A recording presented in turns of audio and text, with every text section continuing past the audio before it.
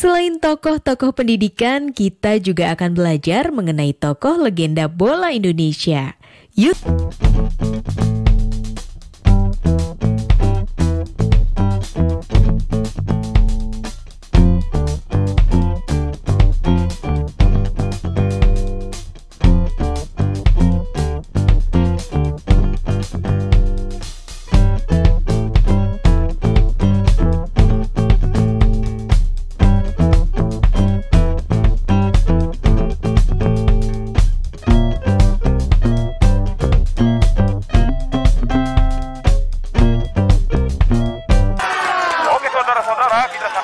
Ramang terus membawa bola, dia mendekati gawang dan gol!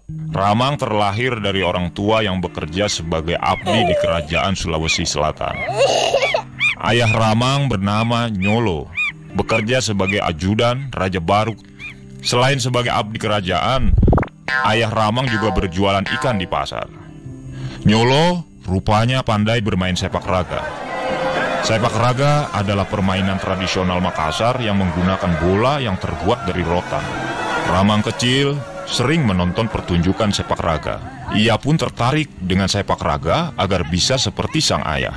Berkat rajin latihan, Ramang akhirnya menguasai permainan tradisional tersebut. Selain sepak raga, Ramang juga berlatih bermain sepak bola. Ramang mengisi waktu bersama teman-temannya dengan bermain bola saat istirahat.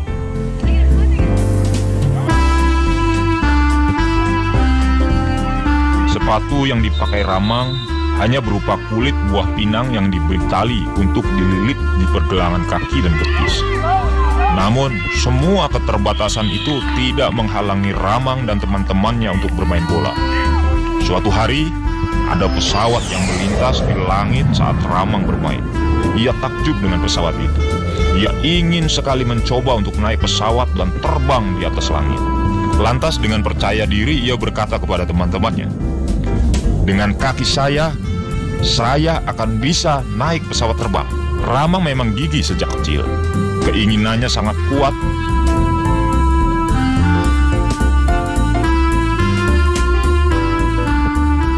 Kebiasaan Ramang berlari dan juga bersepeda sejauh 50 km bolak-balik ke pasar membuat kakinya sangat kuat. Tendangannya sangat keras. Nah, langkah awal Ramang meniti karir di sepak bola bermula saat ia bergabung di Bon Baru. Bon Baru adalah perkumpulan sepak bola di daerah Baru. Saat itu usia Ramang sudah remaja.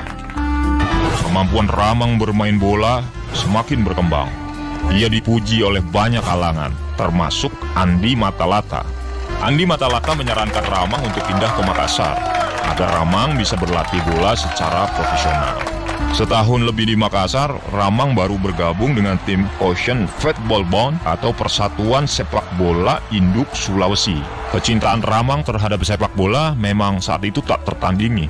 Ia merasa tidak bisa hidup tanpa sepak bola.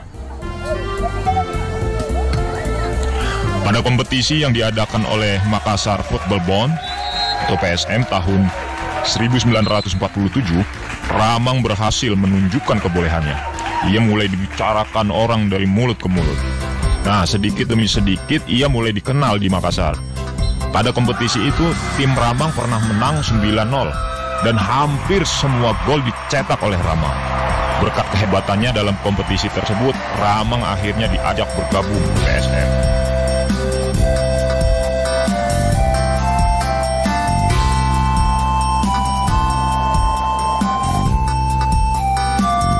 Pada tahun 1952, Ramang belum dikenal di tingkat nasional. Waktu itu pelatih timnas sepak bola Indonesia bernama Tony Pogacnik, asal dari Uni Soviet, sedang mencari pemain untuk diikutkan dalam kunjungan Indonesia ke negara-negara Asia Timur. Setelah mencatat-catat beberapa pemain, Tony Pogacnik merasa kekurangan bek bertahan. Ia pun mengirim telegram atau surat ke Makassar agar PSM mengutus pemainnya untuk seleksi. PSM menyuruh pemain bek bernama Sunardi Arlan untuk ikut seleksi di Jakarta. Namun rupanya Sunardi Arlan batal ke Jakarta. Ramang akhirnya ditunjuk untuk menggantikan Sunardi ke Jakarta. Usia Ramang pada saat itu masih 24 tahun. Belum ada yang mengenal Ramang di Jakarta. Waktu para pemain sedang latihan percobaan, Ramang hanya duduk di tribun stadion. Ia masih mengenakan kain sarung seperti kebiasaan orang-orang Bugis di pagi hari. Namun, semua orang kaget begitu Ramang bermain. Awalnya permainan Ramang tidak memuaskan karena dipasang sebagai bek bertahan. Padahal Ramang sebelumnya tidak pernah menjadi bek. Ramang sudah hampir disuruh kembali ke Makassar karena tidak punya kemampuan sebagai bek seperti yang timnas minta. Untunglah pelatih timnas itu pintar melihat bakat Ramang. Pelatih Tony Pogasnik melihat bahwa Ramang itu punya sikap tenang dan gerakan tubuh yang cepat. Ramang pun dicoba untuk bermain menjadi penyerang. Permainan Ramang membuat orang-orang terkejut dan kagum. Pada sesi latihan itu, Ramang langsung mencetak 3 gol. Ia sukses membuat kiper timnas bernama Van de Wijn terkecoh. Padahal Van de Wijn adalah kiper hebat yang sulit kecoh. Pelatih Tony Pogasnik pun puas dan akhirnya menetapkan Ramang sebagai pemain inti timnas Indonesia. Nah, bergabungnya Ramang ke timnas membawa pengaruh yang sangat positif. Timnas Indonesia menjadi tim sepak bola yang tangguh dan ditakuti negara-negara lain.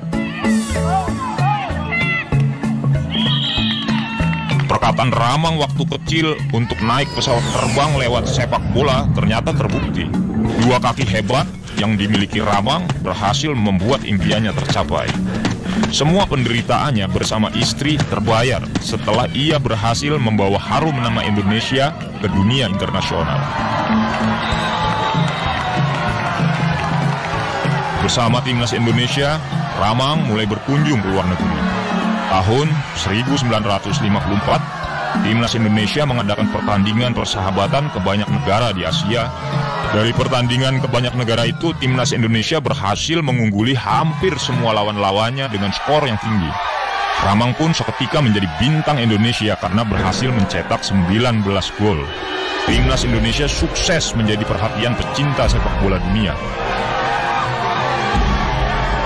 Di masa Ramang, Indonesia berhasil juara 3 atau mendapat medali perunggu di Asian Games tahun 1958 di Tokyo, Jepang. Indonesia juga berhasil mengalahkan negara Cina yang terkenal jago dalam sepak bola saat babak kualifikasi menuju Piala Dunia. Nah, itu Indonesia juga berhasil mengalahkan negara Cina yang terkenal jago dalam sepak bola saat babak kualifikasi menuju Piala Dunia. Prestasi tertinggi Ramang di timnas yaitu saat Indonesia itu berhasil masuk ke perempat final Olimpiade di Melbourne, Australia tahun 1956. Setelah berkeliling dunia bersama timnas Indonesia, Ramang tetap bermain untuk PSM Makassar. Di masa Ramang, PSM berubah menjadi salah satu tim yang paling disegani di Indonesia. Nah teman-teman, apa yang dapat diteladani dari tokoh-tokoh sejarah tersebut? Sebutkan kesamaan yang kamu temukan dari tokoh-tokoh tersebut. Sekarang tetap belajar dari rumah ya teman-teman. Jaga jarak, rajin cuci tangan, dan pakai masker agar kita mencegah penyebaran COVID-19. Sampai jumpa!